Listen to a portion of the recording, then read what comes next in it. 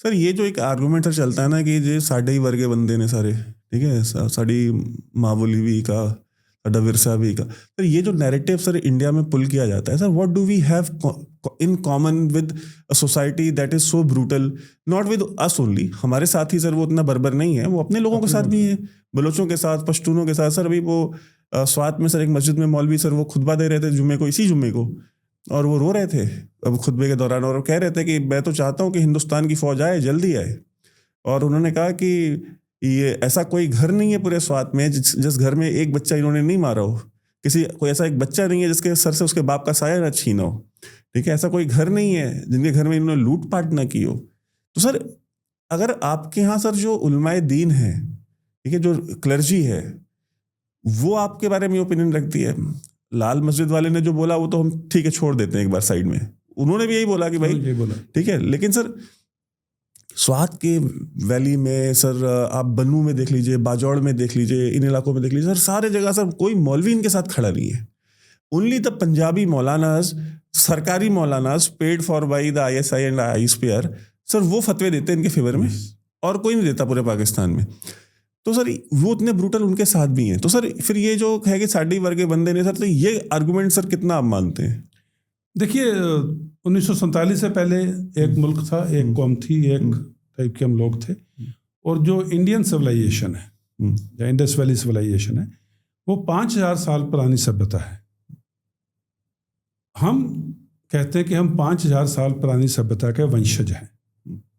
We are the custodians of 5000 years of civilised life. हम अलग हैं।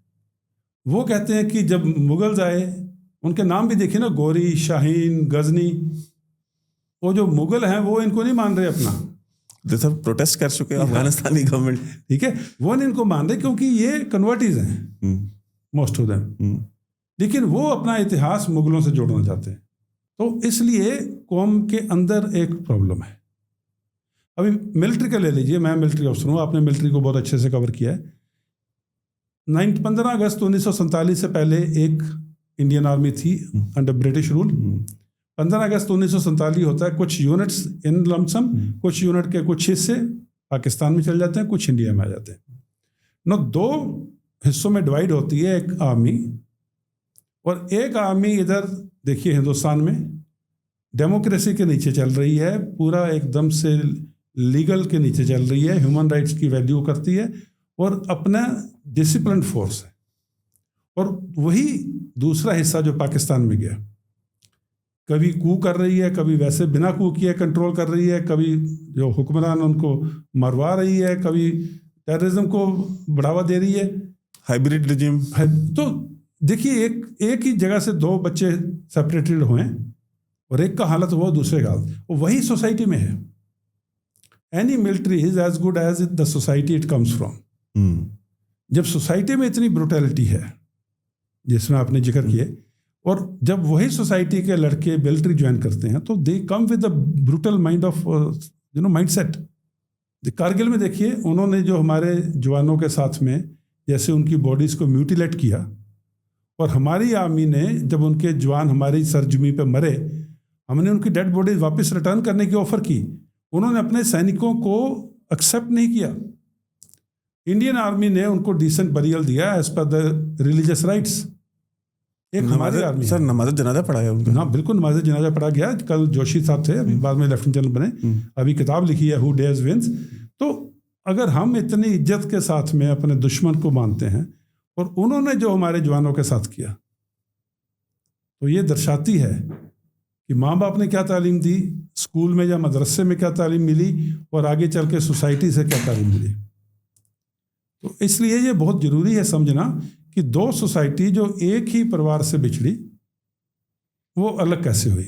और ये साढ़े वर्ग हमारे जैसा, सिर्फ हमारा चेहरा मिलता होगा, हमारी भाषा एक दूसरे को समझ आती होगी, लेकिन हमारी मेंटालिटी और माइंडसेट कभी सेम नहीं हो सकता।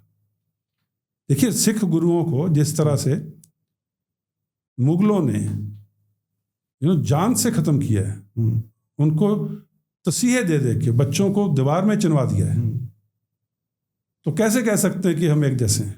और आप उनको हीरो कर मानते हो, सेलिब्रेट करते हैं, उनके नाम पे अपने मिसाइलों के नाम रखते हैं। या तो उसको, वही मैं कह रहा हूँ ना, वो ये नहीं एक्सेप्ट करते कि हम हिंदू या सनातन से कन्वर्टी हैं, लेकिन वो ये बताना चाहते हैं कि हमारी roots are with Mughals and surname Bajwa है। हाँ, और जबकि मुगल्स इसको मानते नहीं हैं।